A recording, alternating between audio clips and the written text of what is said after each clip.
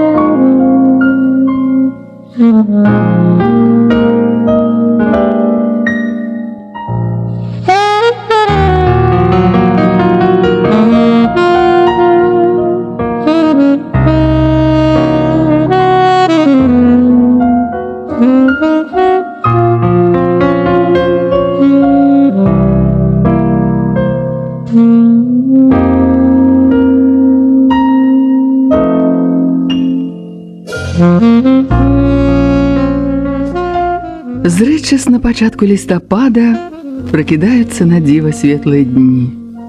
Збяднелае на пахі паветра празрыстае, як вымытае шкло. Неба выпаласканае восеньскімі дажджамі, незвычайна светлае. Нізкае сонца высвечвае кожную галінку голага лесу. Мастачка прырода нібы стамілася, калі расфарбоўвала барвы ранняй восені, цяпер паступова рыхтавалася да новага жыцця, зімовага, калі яна развесіць свае карункавыя сувоі. І ўсё навокал будзе белае. Але ж белы колер – гэта 7 колераў вясёлкі. У такія дні нейкі асаблівы настрой авалодвае чалавекам. І радасны, і сумны. І хочацца верыць, што гэта не апошняя твая восень. Так, наперадзе зіма, але ж за ёю прыйдзе вясна, і ўсё яшчэ будзе. Вось у такі дзень, які нагадваў развітальную усмешку позняга бабінага лета, Анатоль Верасаў выправіўся ў лес з дачушкай Надзяй. Яна вучылася ў 9 класе і зараз цешылася вольнымі дзянькамі восеньскіх канікулаў. Вітька, шасцікласнік, таксама хацеў паехаць у лес, але маці не пусціла. «Ты што, у цябе ж тэмпература, кашляеш як у бочку. Ну, падумаеш, на веліку учора палётаў, падыхаў свежым паветрам. Можа, у вёсцы хутчэй паздаравее, грубачку натопім, а то і лазню выпалім, папарымся», пераконваў бацька ці то сына, ці то жонку. «Во-во, яшчэ і запаленне схопіць. Хай пасядзіць дома. Не будзе лётаць, як падсмалена рашуча стаяла на сваім жонка». І Анатоль паехаў з Надзяй. Выбраліся дні на 3-4. Ён адпрасіўся ў рэдактара часопіса, у якім працаваў, бо ўсё, што трэба ў нумар, падрыхтаваў, здаў адказнаму сакратару. Той прыгожы дзень разгуляўся неяк нечакана. Раніца была шэрая, туманная, сыпалася халодная імжа, але памалу яснела, распаўзаліся нізкія густыя хмары, нібы вецер распароў іхнюю шэрую мешкавіну. Вось тады Анатоль і прапанаваў Надзі пайсці ў лес. Грыбоў, мусіць, няма. Было суха, марозліва, пашукаем журавінаў. Можа, хоць трохі знойдзем. Узялі чырвонае пластмасавае вядзерце на ягады і на всякі выпадак лазовы кош на грыбы. Вёска невялікая, з усіх бакоў атуленая лесам. Неўзабаве бацька і дачка ўжо тупалі па вузкай лесавой дарозе. «Тата, паглядзі, якое ўсё голае, шэрае, а зусім нядаўна ўсё было ружовае, залатое. Ох, не люблю я гэтую панылую шэрасць». «Ну, чаму? Мох вунь зялёны, а рунь якая. От люблю восеньскую рунь. І слова якое рунь». «Тата, а што гэта за грыбы?» – перапыніла ягоныя развагі дачка. Яна паказала на рудаватую сямейку грыбоў між палінялай някошанай травы. «Хо, дык гэта шапенькі!» – узрадаваўся Анатоль. «Ты знайшла, ты і рэш», – падаў дачцэ нож з цізорак. «Добра, што я глазастая», – узрадавана шчабятала Надзя. «Татка, а па-беларуску так не скажаш. Вачастая не гучыць, вачыстая таксама». «Вачыстая» нагадвае «вячыстая». Гэта ўжо з іншай оперы. «Вячыстая» – гэта нешта ўзвышанае, старадаўняе, узнёслае. Анатоль быў ужо вядомым паэтам, выдаў некалькі паэтычных кніжак. Пра яго пісалі крытыкі. Вершы часта гучалі па радыё ў ягоным аўтарскім выкананні. Дачка чытала бацькавы творы, ставілася да ягонай творчасці з павагай, бо ведала яе лепей, чымсьці маці. Той ніколі не ставала часу на вершы. Яна выкладала ў школе біялогію. Іншым разам выпісвала для сваіх урокаў вершы пра хараство прыроды. Іншая лірыка і мужава таксама яе мала цікавіла. Надзя знайшла яшчэ некалькі сямеек апенек, але болей не было, і да самага журавінавага балотца не знайшлі ніводнага грыба. Гэтае балотца Анатоль адкрыў гадоў 7 таму, і кожную восень літр, а то і 2 збіралі тут журавінаў, навокал нідзе не раслі. Сёлета раней не выбраліся, таму жонка перад ад'ездам нагадала пра ўлюбёнае балотца. І вось Анатоль з Надзею пільна глядаюць купіны, парослыя бруснічнікам, белым мохам, а зрэдку трапляліся і кусты багульніку, яны дыхалі моцным п'янкім водарам, іхняе лісце ўжо абмерзла, абвяла, звісала быццам складзеныя зялёна-рудыя парасоны. Мы спазніліся. Калі былі журавіны, то людзі сабралі, птушкі маглі паласавацца, пайшлі назад, лепей грыбоў пашукаем, сказаў Анатоль. Павярнулі дамоў. Неўзабаве натрапілі на тое месца, дзе знайшлі апенькі. Анатоль здаля згледзеў між верасу сямейку грыбоў, за ёй другую, але маўчаў, давай магчымасць Надзі зноў праявіць сябе. Татка, бач, што робіцца, 2 сямейкі, а вунь 3. Якая прыгажосць, быццам букеты. Нібы ружы, праўда? Радавалася дачка. Так, ружы на зялёным дыване. Можна напісаць такі верш, асцярожна падразаючы капялюшыкі грыбоў, сказаў Анатоль. А ў мяне поўнае вядзерца, у голасе дачкі чулася пешароднай радасці і гонар, маўляў, во якая я спрытная. Надзя высыпала свае грыбы ў кошык. Бацька залюбаваўся дачкой, яе твар свяціўся чысцінёй, вочы захапленнем. Шэры бярэцік з'ехаў на тугую русявую касіцу. Прыгожая ў мяне дачка, падумаў з цеплынёй, каб толькі доля была шчаслівая. А чаму на пнях няма, а пенькі ж на пнях павінны быць, запыталася Надзя. Мала вільгаці, пні сухія. А мох збірае вільгаць, нават з паветра, і цеплыню хавае. А можа, над гэтым месцам нейкая блачынка сыпанула дажджу. Нідзе ж няма грыбоў, а тут ёсць. Анатоль пераканаўся, што грыбы раслі паласой метраў на 150 шырынёй, а даўжыня гэтай паласы пакуль што была невядомая. Грыбы трапляліся ўсё часцей, да ўсе маладыя, здаровыя. Некаторыя на тоўстых белых, нібы сыр на зрэзе карэньчыках. Кош цяжэў. Надзя яшчэ высыпала поўнае вядзерца.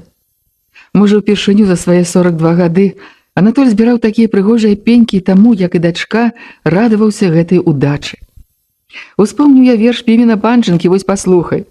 З гнёздаў мы даўно павыляталі, ды не развучыліся глядзець, як па спелым полі па атаве дождж грыбны на дыбачках ідзе. Дачка прымусіла паўтарыць яшчэ раз, бо хацела запомніць страфу. Дождж на дыбачках ідзе, здорава сказана, дзівілася яна. Мутна-барвовае сонца нізка вісела над вяршынамі дрэў, калі бацька і дачка выйшлі з лесу. Кошы вядзерцы былі поўныя пенек, увечары селі парадкаваць іх, у грубачцы патрэсквалі дровы. А зімой тут прыгожа? Я ні разу не была. О! Зімой прыгажосць асаблівая, усё белае на сонцы, снег іскрыць. Анатоль злавіў сябе на думцы, што гаворыць нібыта вершам нейкім верлібрам. Ой, у мяне ногі здранцвілі, дачка вярнула яго на зямлю. Пасядзі ля грубкі, пагрэйся, грыбоў ужо мала засталося. Надзя адчыніла дверцы грубкі, уселася на нізкім зэдліку, рассунула ў бакі калені, і нібы маланкай высвеціўся ўспамін, амаль гэтак сядзела яна.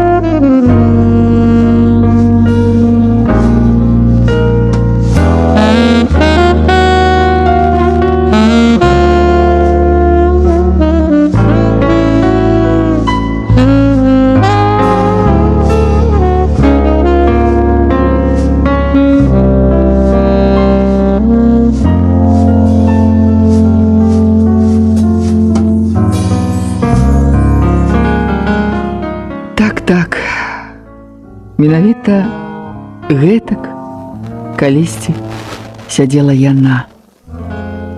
На дварэ была зіма, суровы марозны снежны студзень. І работы ў Анатоля мелася багата, правіў рукапіс сваёй кнігі пасля рэдактара. Рэдактар даволі пасрэдны паэт, але вопытны выдавецкі зубр, часам і занадта чапіўся, а іншы раз рабіў слушныя заўвагі. Анатоль днямі і вечарамі гарбаціўся над рукапісам, перадрукоўваў, замазваў, а дзе і клеіў. Сям-там хацелася нешта перапісаць. Да гэтай работы ён ставіўся вельмі сур'ёзна, не кожны год у яго выходзяць кнігі. Ды і паважаць трэба і сябе, і чытача, не спадзявацца на карэктараў да рэдактара, бо ў іх работы хапае і для іх. Гэта чужы рукапіс, не свой, а ты аўтар, сам вылежы, давядзі ўсё да ладу. А тут, як на тое ліха, і ў часопісе было багата клопату. Такое часта здараецца на пачатку года. Збіралі рэдкалегі, абмяркоўвалі планы, а планы самі сабою не нараджаюцца, іх трэба было падрыхтаваць, перагаварыць з тузінам аўтараў, ператрэсці залежы. Карацей, Анатоль стаміўся страшэнна. Адчуваў сябе, як выціснуты лімон. Адпрасіўся ў рэдактара на тыдзень і вырашыў паехаць у вёску, пасядзець у цішы. Адно было жаданне нікога не чуць і не бачыць. Ад'язджаў у суботу. Машынай у вёску зімой не заедзеш. Узяў білет на аўтобус на першы рэйс, каб да вечара сагрэць заледзянелую хату. Апрануўся цяплей. Стараў куртку з капюшонам, шапку, вушанку, а не фарсісту, якую хадзіў на работу ў горадзе. Боты старыя, але цёплыя, сумку ўзяў зашмальцаваную, затое зручную, ёсць ручкі, почапка, каб скінуць яе на плячо. Ну ты сабраўся, як механізатар ці бомж, які з дакорам сказала жонка. Апрані новую куртку, не шкадуй. А, гэта цяплейшая, нічога. Пазнаюць нашу дачку і вандарачку, абняў Анатоль жонку. У такім убранні дзеўкі не будуць чапіцца. Патрэбна ты ім старых рыч. Жонка цмокнула яго ў шчаку, пацерлася халаднаватым носам. Ну, шчасліва. Не сядзі там доўга, адпачнеш трохі, прыязджай, не пішы многа, лепей па лесе пахадзі, пашкадуй сябе і чытача. Неўзабаве Анатоль быў на вакзале. Прыкупіў яшчэ пару боханаў хлеба. Сумка поўная была, таму паклаў іх у поліэтыленавы пакет. На двары холадна, золка, але сядзець на вакзале, дзе ўладарыў людскі гармідар, шум, тлум не хацелася. Каб прабавіць час, таўхануў дзверы прамтаварнай крамы і апынуўся ў ярка асветленым невялікім памяшканні. Усюды чысціня, бляск. Анатоль зразумеў, што памыліўся. Адчыніў не тыя дзверы, але адступаць адразу было няёмка. Нерашуча падышоў да аддзела парфума. Прадавачка сярэдніх гадоў паўнагрудай кабеты ў зеленавата-блакітным гарнітуры з блішчастымі гузікамі падціснула ружовыя вусны, кінула наведніка паглядам з галавы да ног. Анатолі падалося, што такога зняважлівага, грэблівага пагляду ён не бачыў за ўсё жыццё. Вось яна грымаса капіталізму. «Вам чаго?» – спытала ледзяным тоном. «Ці ёсць мужчынскі адэкалон? Ну, каб добры». «Ёсць. $13. Даляру я не прыхапіў. Можна нашымі». «Ну, не так і многа. Такія рэчы купляюць не кожны дзень, але зайду другім разам. Так што thank you, goodbye, а па-нашаму да пабачэння». Вочы прадавачкі зрабіліся круглымі, Анатоль горда патэпаў старымі ботамі да дзвярэй. У аўтобусе уладкаваўся на сваё месца. Злева ад яго сядзела дзяўчынка і чытала нейкі часопіс. Людзей неўзабаве набілася поўна, многія стаялі. Вадзіцель звыкла крыкнуў з кабіны: «Усе з білетамі?» «Усе!» – пачуліся галасы ў адказ. Скрыганула шчапленне, і аўтобус крануўся. Анатоль зручней усеўся, заплюшчыў вочы. Цяжкую сумку паставіў унізе між ног, пакет з хлебам трымаў на каленях. Аўтобус мякка пагойдваўся. Анатоль адчуў, што гатовы заснуць, прыхінуў шчыльней да сябе пакет, але заснуць яму не ўдалося. «Добры дзень вам, як жыццё-быццё?» Расплюшчыў вочы, збоч стаяў высокі мардасты хлопец у шыкоўнай пыжыкавай шапцы, у скуранцы, з мноствам кішэняў і замкоў маланак, усміхаўся шырокім ротам, паказваючы блішчастую фіксу. «Усё пішаце? Нядаўна парадаючы ў вашы вершы. А не пазнаеце? У тёткі Зосі сустракаліся на імянінах, вы тады мне кніжку падпісалі».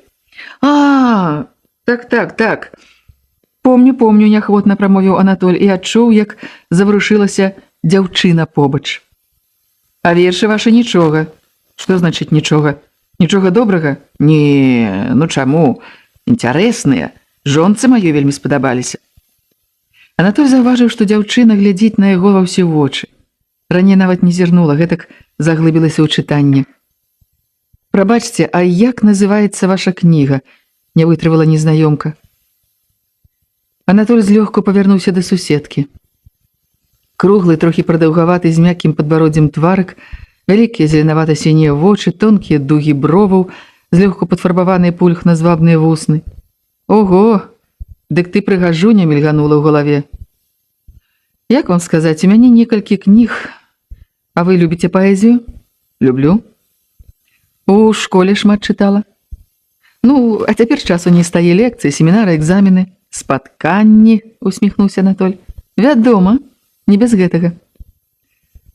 Неўзабаве Анатоль ужо ведаў, што дзяўчына вучыцца на хімфаку універсітэта, едзе да бацькоў у вёску. А чаму раптам хімфак? Не раптам. У школе была выдатная настаўніца хіміі, пераканала, што хімія – самая перспектыўная навука. Скончыла школу з медалём, і літаратуру любіла, і гісторыю, і з матэматыкай ладзіла. А паступіла на хімічную ўжо на 3-м курсе, пакуль не шкадую. Размова на хвіліну прыпынілася. Хлопец у скуранцы шырокімі далонямі ўчапіўся за верхнюю парэнчу і драмаў стоячы. У часопісе ёсць крыжаванка, красворд. Давайте разгадаем, прапанаваў Анатоль. Давайте паспрабуем, згадзілася дзяўчына. Адчыніла радыкюльчык. А дзе моя ручка? Анатоль падаў ёй сваю шыкоўную паркераўскую з тонкім чорным стрыжнем. Ён любіў чорны стрыжень. Ім рэдагаваў рукапісы, пісаў свае вершы. Яму здавалася, што менавіта чорнымі літарамі на глянцавай белай паперы можна перадаць усю шматколернасць свету, напалы глыбіню пачуццяў, мудрасць філасофскіх думак. Дзяўчына пакруціла ў тонкіх пальцах ручку, як дзіця прыгожую цацку, але нічога не сказала. Мабыць, цяпер яна паверыла, што побач з ёй не бунка, вядомы паэт. Украінскі традыцыйны народны танец, 5 літар, мусіць гапак. Дзяўчына наважылася пісаць. Пачакайце, давайте праверым вертыкаль. Што там? Анатоль нахіліўся, каб прачытаць. Я чуў, як ейныя валасы казахнулі па шчацэ, і нібы токам працяло яго. Ён рэзка адхінуўся, і яна прачытала. Іргійскі народны эпас, таксама 5 літар. Манас. Усё правильно, пішыце гапак. Дарэчы, як вас завуць? Ірына. А вас? Анатоль назваў сябе. Далей крыжаванка пайшла з яшчэ большым поспехам. Як толькі Ірына чытала вызначэнні, Анатоль тут жа даваў адказ, правяралі па вертыкалі ці па гарызанталі, усё супадала. Пачуццё моцнай збянтэжанасці 5 літар. Першая літара «С».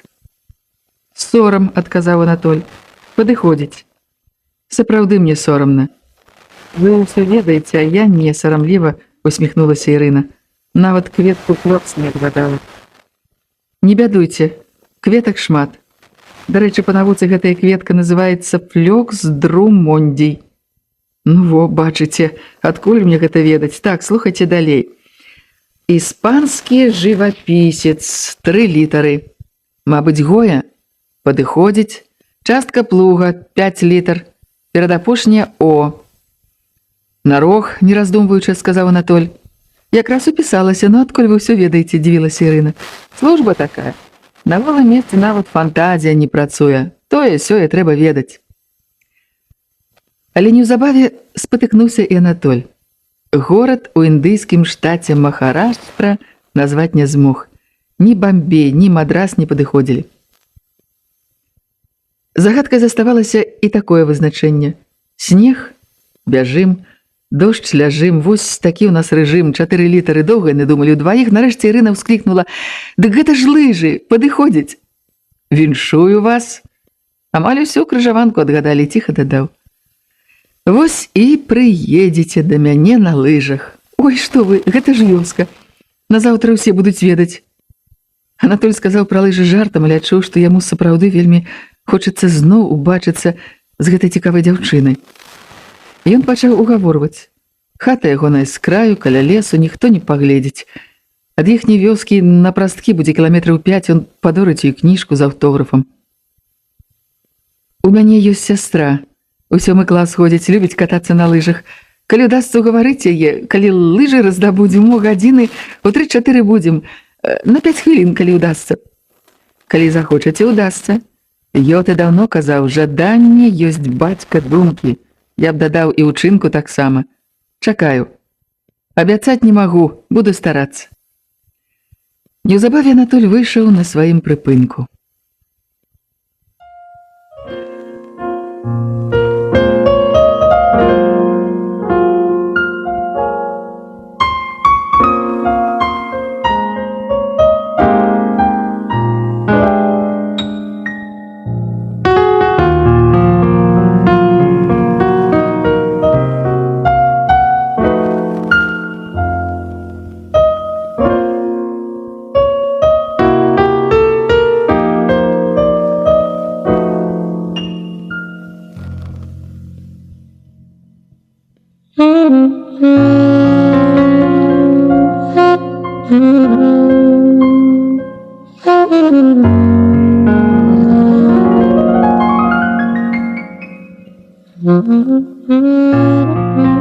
Да позняга вечара грэў на стылую хату.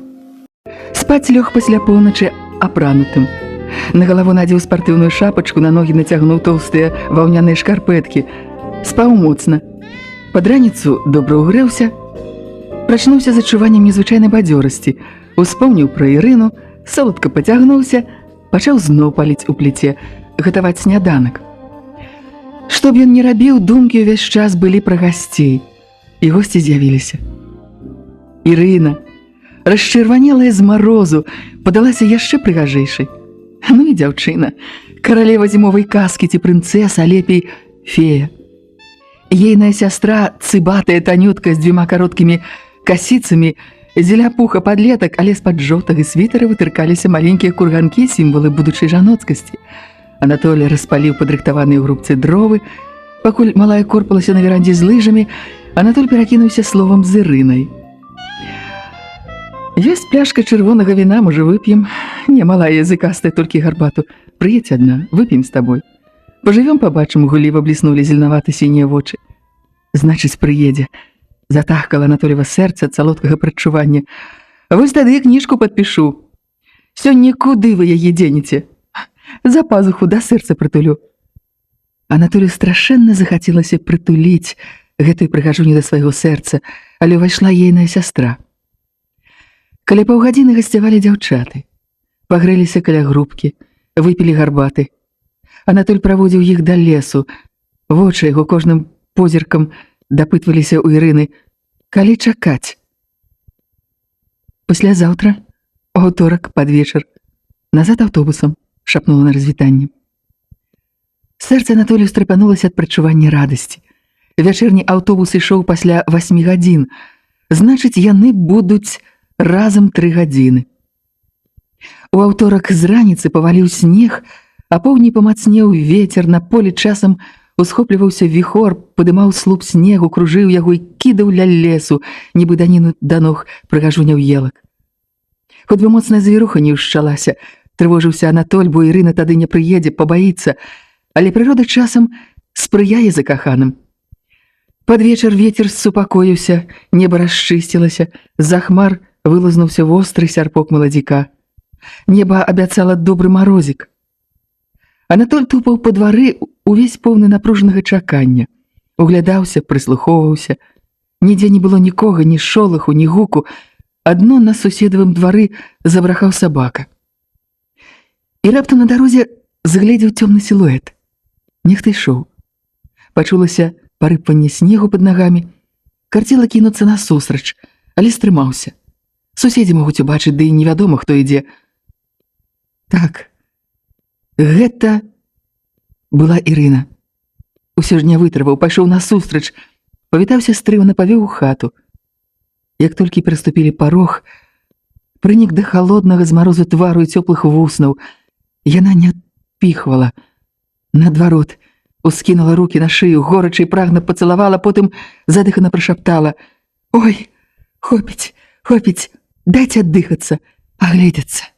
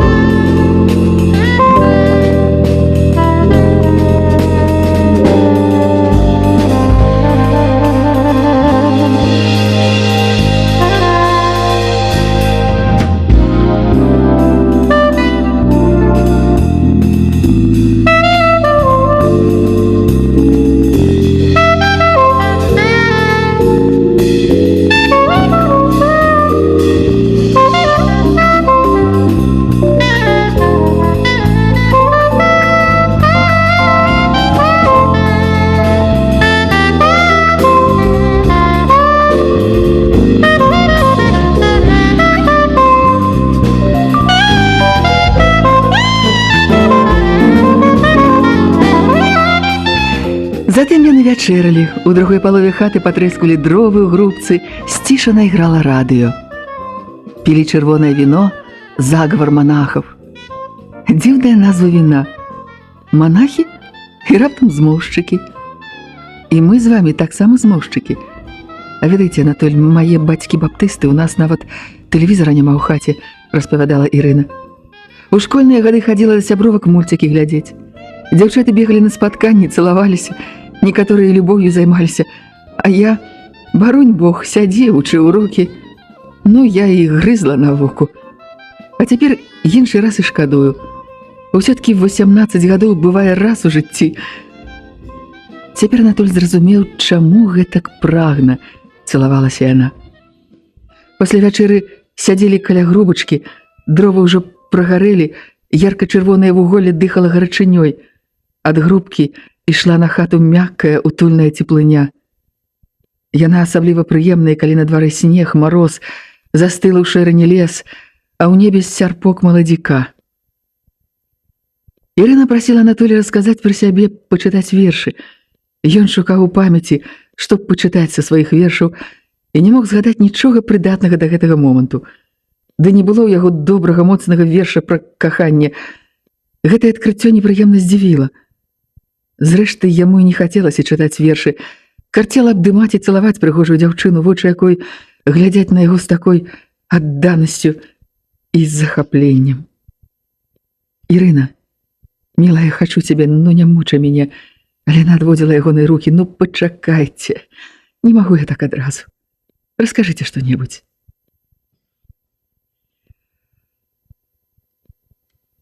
«Калі ўбачымся?» «Можа, паслязаўтра, у чацвер, калі ўдасца». «А чаму не ўдасца? Пастарайся». «Буду старацца. А калі ў чацвер не атрымаецца, то ў суботу. Ранішнім аўтобусам выйду ў Пятровічах. Колькі ад іх? Кіламетры 2, можа, да вас хто прыедзе? Тут блізка, мо які кіламетр ісці? Не, ніхто не прыедзе, толькі ты, моя зорка ясная». У чуйным марозлівым паветры пачуўся аддалены шум матора. «Гэта аўтобус», устрывожылася Ірына. А мы не дайшлі да прыпынку. Падбяжым, можа. Ён тут спыняецца, калі хто ёсць. Можа, хто з суседзяў ехаць. Мне трэба схавацца ў лесе. Тады тут развітаемся. Дзякуй табе за ўсё. Я была такая шчаслівая. Яны зноў горача і доўга цалаваліся, аж пакуль не бліснулі за дрэвамі аўтобусныя фары. Анатоль, як заяц, сігануў у лес. Ірына падняла руку. Аўтобус прыцішыў хаду і спыніўся. Ніхто з яго не выйшаў. Анатоль бачыў, як Ірына спрытна нырнула ў цёмны салон. Назад Анатоль ішоў нетаропка, слухаў цішыню, скрып снегу пад нагамі, пазіраў на зоры. Яму хацелася спяваць. Не голасам, спявала душа. У галаве раіліся думкі. Як цяпер жыць далей? Пасля Ірыны, такой маладой, такой прыгожай, адданай. Але ж яны могуць памірыцца. Не, Ірыну ён нікому не аддасць. А як жа жонка? Дзеці? Тут думкі Анатоля пачыналі буксаваць. Кідаць сям'ю ён не збіраўся. І ўвогуле, едучы ў вёску, ні пра якіх дзяўчат, ні пра які раман не думаў. Адно хацелася адпачыць у цішы, пахадзіць па лесе. І раптам такая сустрэча. Каб не загаварыў з ім той хлопец у скуранцы, Ірына не звярнула б на яго ніякой увагі, а потым крыжаванка. А магло ж не быць гэтай сустрэчы. І не было б гэтай п'янкой радасці, гэтага дурману, затое трывогі не было б.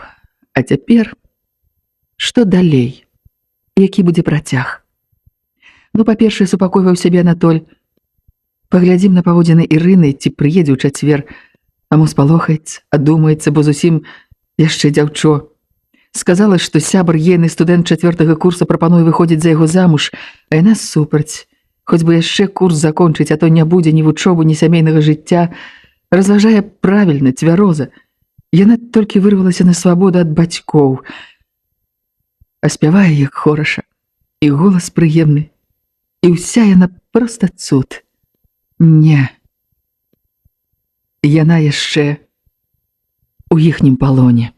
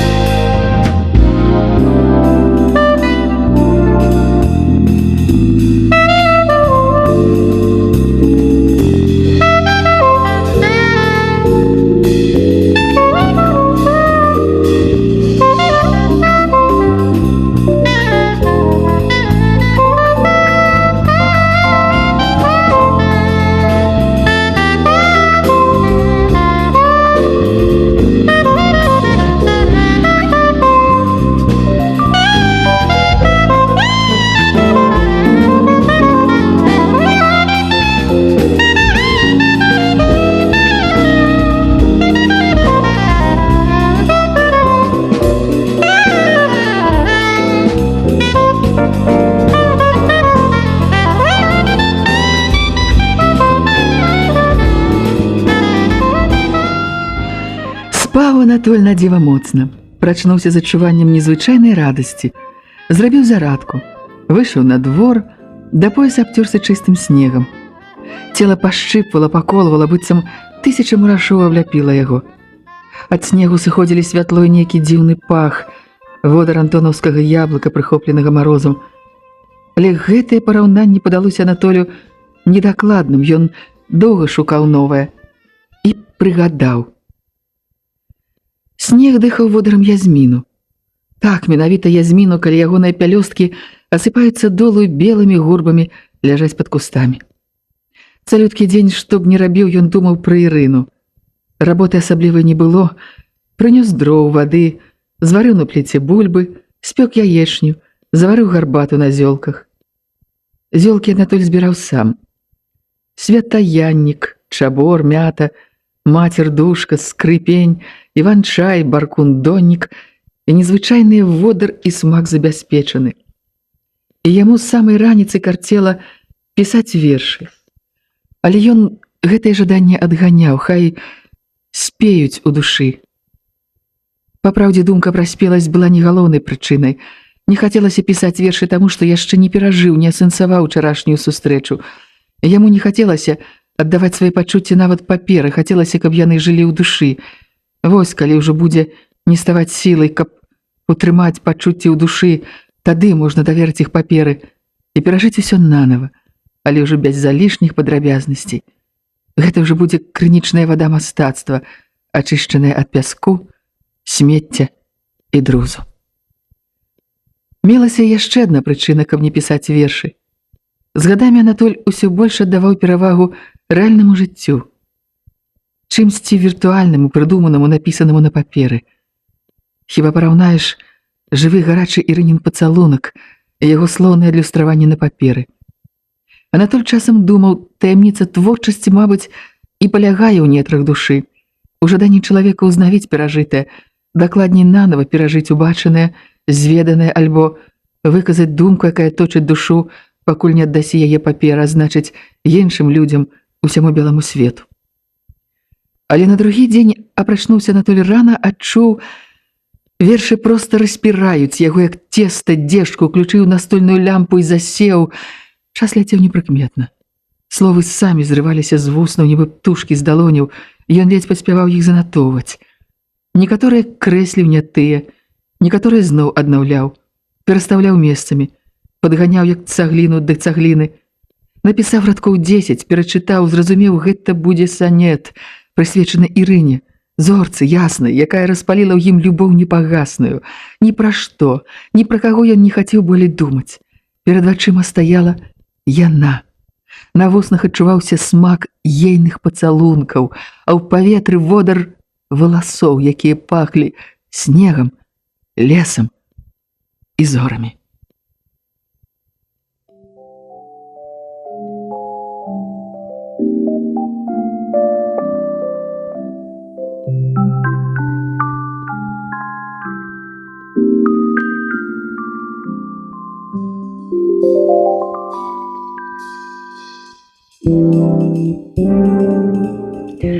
Вось такія думкі кружыліся ў яго затуманенай галаве. Ты абяцаў падпісаць кніжку, не забыў? Памятаю, але не хачу падпісваць ранейшую, ды разляцеліся яны, падпішу новую, которая сёлета выйдзе. А ў ёй партрэт твой будзе? Афармленне яшчэ не паказвалі, відаць, не, партрэты змяшчаюць, калі выдаюць выбранае. А калі будзе тваё выбранае? Ну, гады праз 3. Цікава. Што будзе праз 3 гады? Калі ўсё добра, скончу універсітэт, а што з намі будзе, ты думаў? Думаў. Усхвалявана, блытана, ён пачаў даводзіць, што гатовы ўсё зрабіць, каб разам быць, што не аддасць яе нікому. Наўрад, каб Ірына цалкам поверила, але асыпала яго гарачымі пацалункамі. Анатоля зноў ахапіла жаданне блізкасці. Прынёс гарбаты, бо яны нічога не пілі, не елі. Яны былі п'яныя ад любові. Мы з табой толькі разгарнулі вялікую кнігу кахання. Гэта толькі першая старонка. Чаму першая? Другая? Хай так, другая. Анатоль набраўся смеласці і пачаў гаварыць, што ён ведае пра каханне, што вычытаў у кнігах. Некалі ў студэнцкія гады ўразіў яго залаты асёл Апулея. Там ёсць сцэна, калі мужчына просіць каханую, каб прыйшла да яго, апусцілася на дыбачкі і гайдала тулавам, нібы лаза вінаградная. Ён тады расхваляваўся, спрабаваў уявіць, як гэта можа быць, і не мог. Потым ён спрабаваў жанчынамі, але быў расчараваны. Ці ўласная жонка, ці партнёркі не ўмелі, ці ён сам не адпавядаў, але таго пачуцця, пра якое пісаў Апулей, не зведаў. І ён расказаў Ірыне, угаварыў паспрабаваць, паслаў коўдру на падлозе, і яна прыйшла да яго. І на гэты раз усё атрымалася. Божа, якая салода, прастагнала Ірына. А табе не цяжка? Дарагі мой каханы, не мая радасць.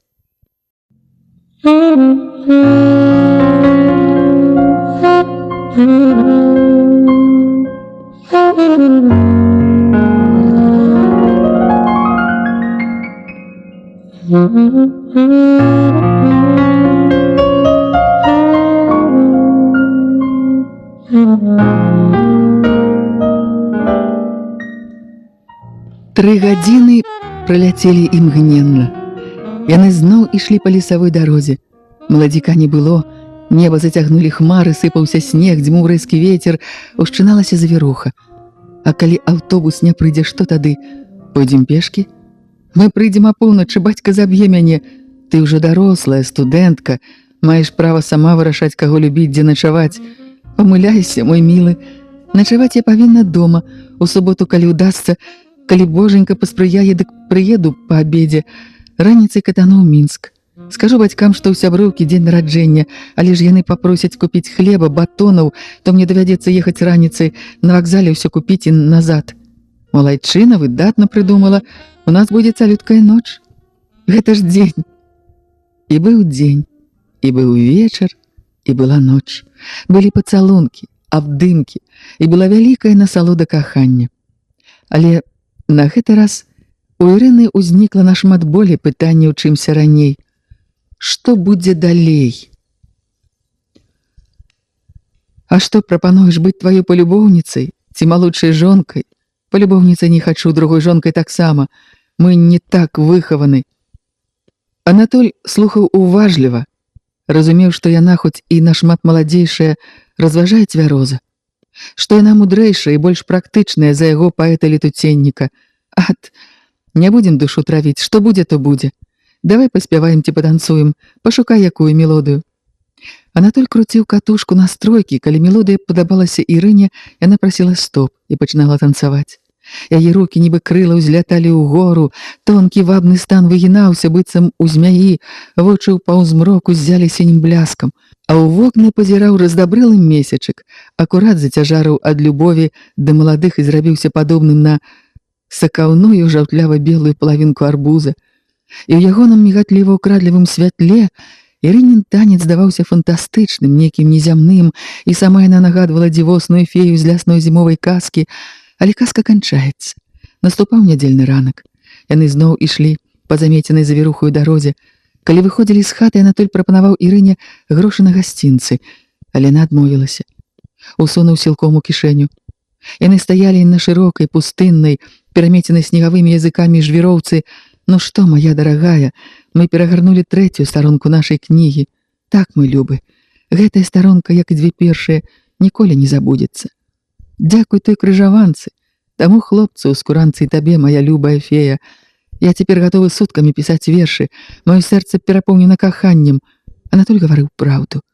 Але ні ён, ні яна тады не ведалі, што гэта апошняя старонка іхняй кнігі кахання.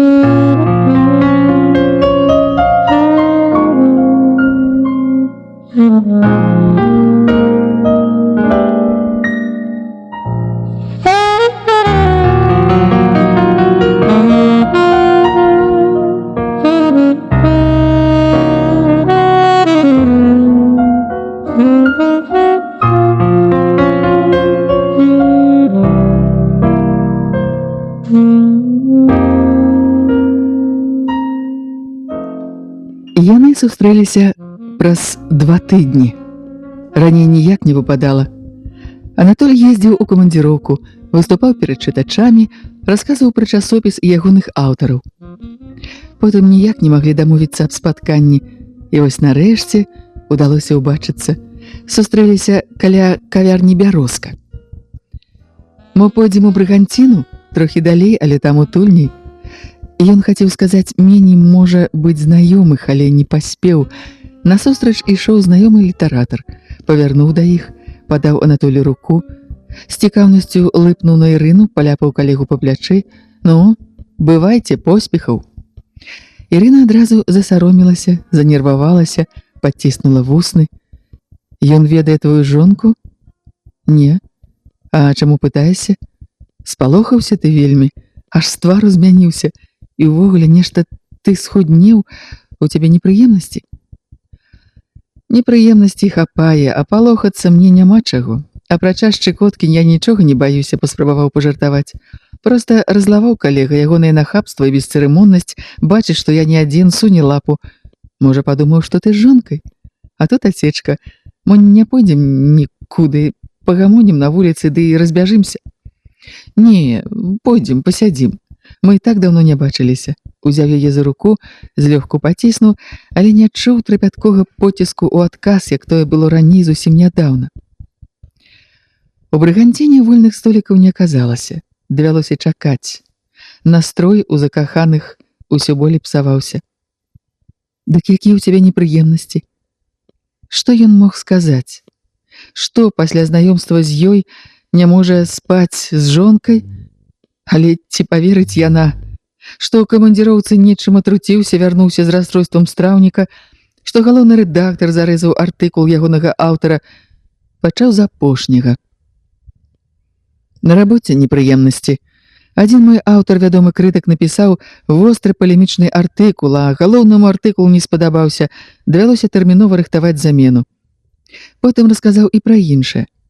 Калі прызнаўся, што не можа спаць з жонкай, дык прыкмеціў у Ірыніных вачах не спагаду, а прыхаваную радасць, маўляў, уелася я табе ў душу.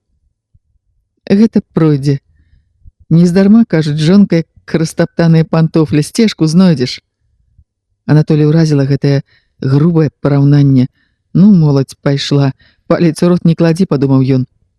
«Адно добра, пішуцца вершы, збіраюся ў бібліятэку, там ніхто не чапае, сяджу да позняга вечара, а жонка думае, што гуляю. Ну, а што ў цябе?»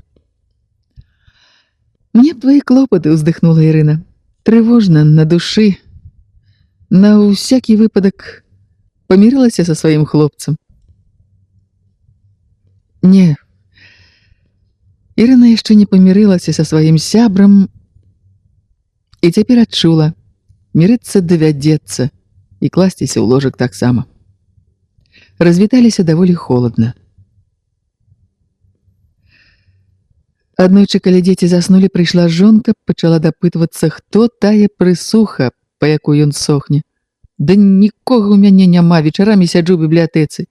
«Не спяшы мяне і не смяшы.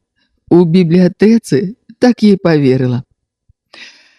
У голасе жонкі пачуліся слёзы. Яна рэзка адхінулася і выйшла. Анатоль ляжаў, думаў. Здаецца, па любові сыходзіліся, дзеці нарадзіліся. Усё разам нажывалі, і мову беларускую любіць. Ён ведаў, у творчых сем'ях бывае разлад і праз гэта.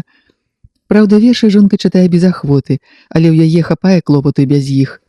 Перабіраў у памяці ранейшае жыццё і прыходзіў да высновы. Вінаваты ён, трэба рабіць нейкія крокі для прымірэння. А што з Ірынай? Няўжо ўсё? Няўжо скончылася такая прыгожая казка? І зноў перад вачыма паўставала хата, асветленая месячным святлом. Ірына танцуе, а потым яны цалуюцца. Трэба канчаткова вырашыць з Ірынай. Нарэшце пашанцавала з хатай. Сябра журналіст, які жыў бабылём пасля разводу, паехаў на 3 дні ў камандзіроўку, даў ключы ад кватэры. Анатоль кінуўся да тэлефона. Дзяжурная інтэрната не хацела клікаць Ірыну. Сяк так угаварыў. Ірына пачала адмаўляцца ад сустрэчы. Няма часу, семінары, лекцыі, трэба рыхтавацца. Вось ключы ў кішэні.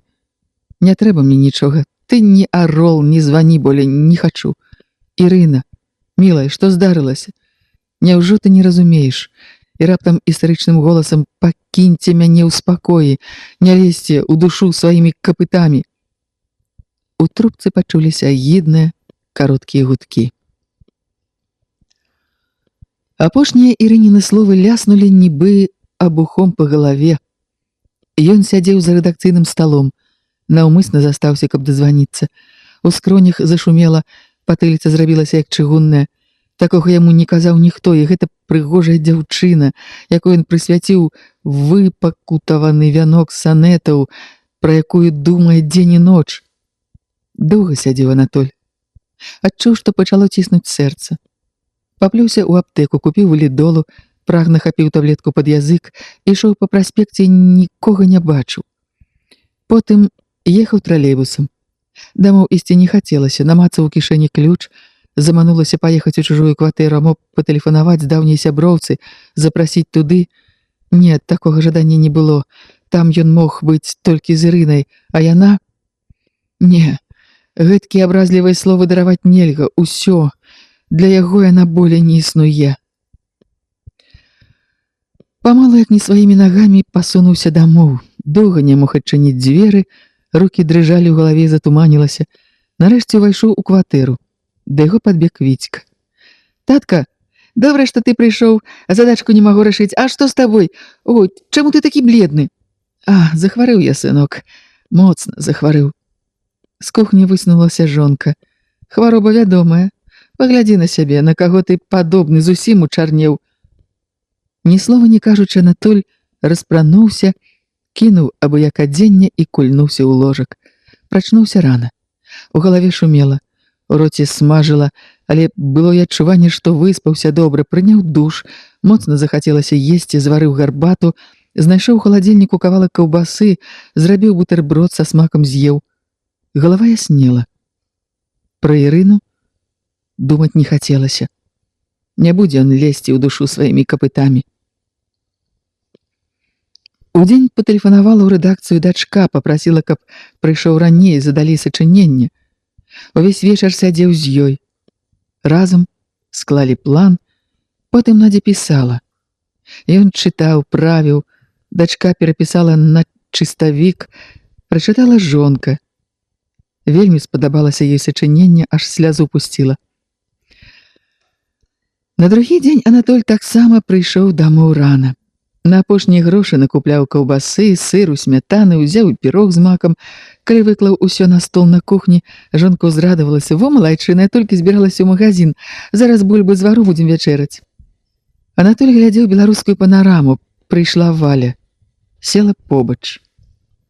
Анатоль і Валянціна пражылі разам амаль 15 гадоў.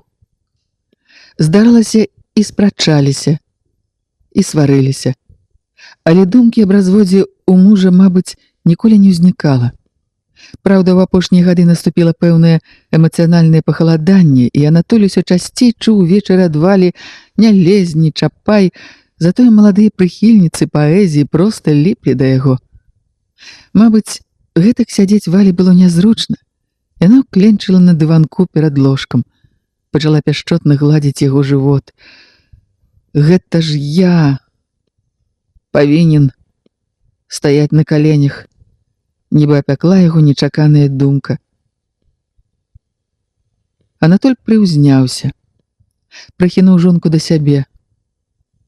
І было ім хораша, як у мядовы месяц.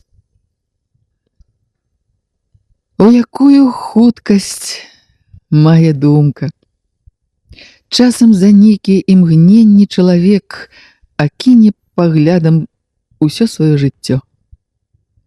А ў той вечар, калі пазіраў на дачку, якая сядзела каля грубачкі, а сам парадкаваў апенькі, Анатоль узгадаў сустрэчы з Ірынай.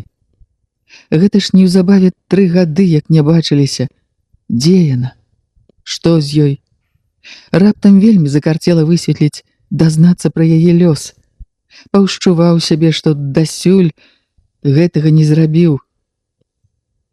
Можна ж было з'ездзіць у лясніцтва, там працаваў яе старэйшы брат. бухгалтарка могла ведаць пра Ірыну. Памяць падказвала, што на пошце працавала яе школьная сяброўка. Вырашыў заўтра ж з'ездзіць. Спачатку на пошту, а потым у лясніцтва спытаць, ці можна выпісаць дроў. На пошце маладая кабета, пышнагрудая, з доўгімі рудаватымі валасамі, ветліва адказала на яго прывітанне. Анатоль чакаў, пакуль дзяўчынка купіла канверты. Жанчына ў кухвайце заплаціла за электрычнасць, а для зачэпкі і ён папрасіў пару канвертаў. Разлічваючыся, нібы між іншым пацікавіўся, адкуль кабета родам, дзе вучылася, спытаў і пра Ірыну, маўляў, некалі разам ехалі з Мінска аўтобусам. «Дык гэта ж моя школьная сяброўка», – ажывілася кабета, – «разам вучыліся. Была мінулым летам, з мужам прыязджала. Невясёлае было гасцяванне. А што здарылася? Бацьку пахавала. Не піў, не курыў і раптам памёр. 2 гады не дажыў да пенсіі. І ў самой Ірыны было няшчасце».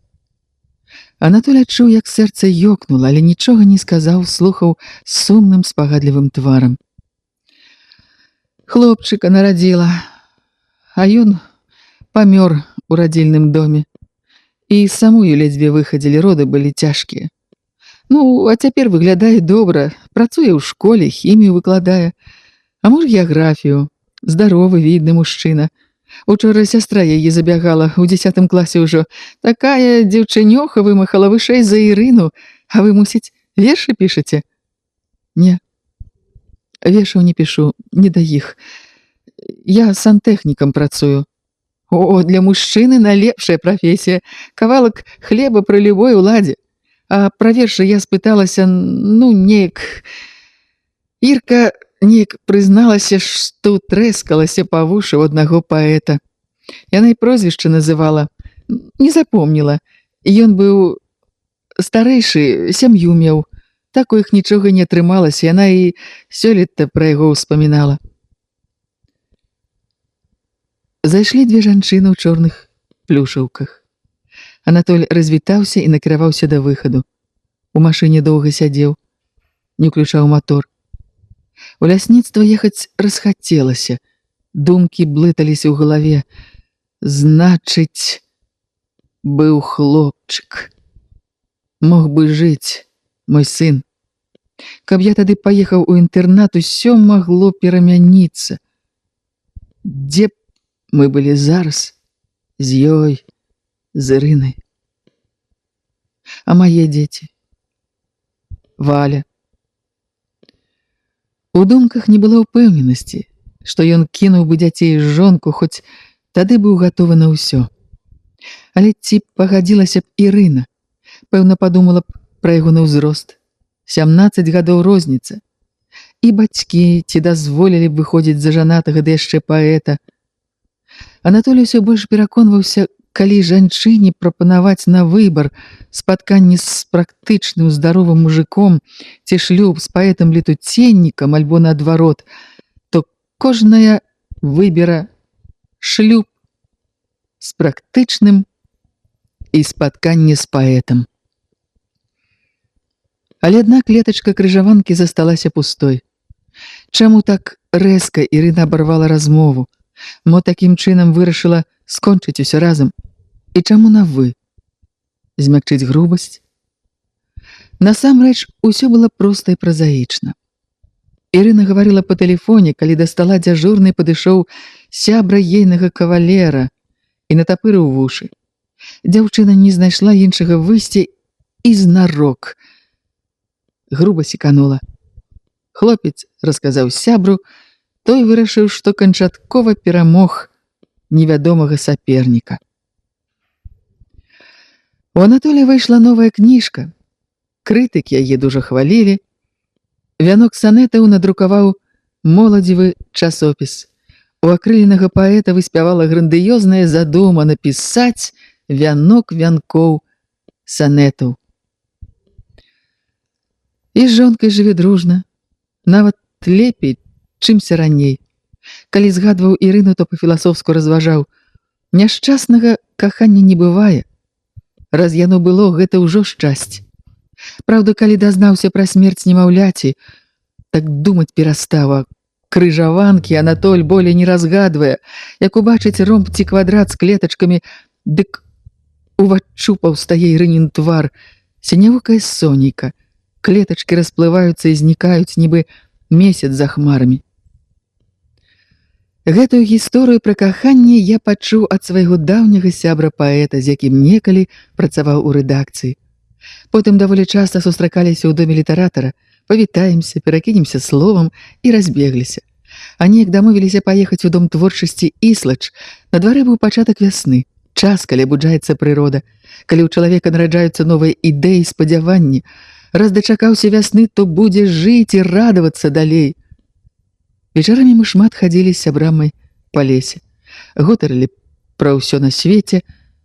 Вось пад вясновы пошум дрэў я і выслухаў споведь пра каханне, якое пачалося з разгадвання крыжаванкі.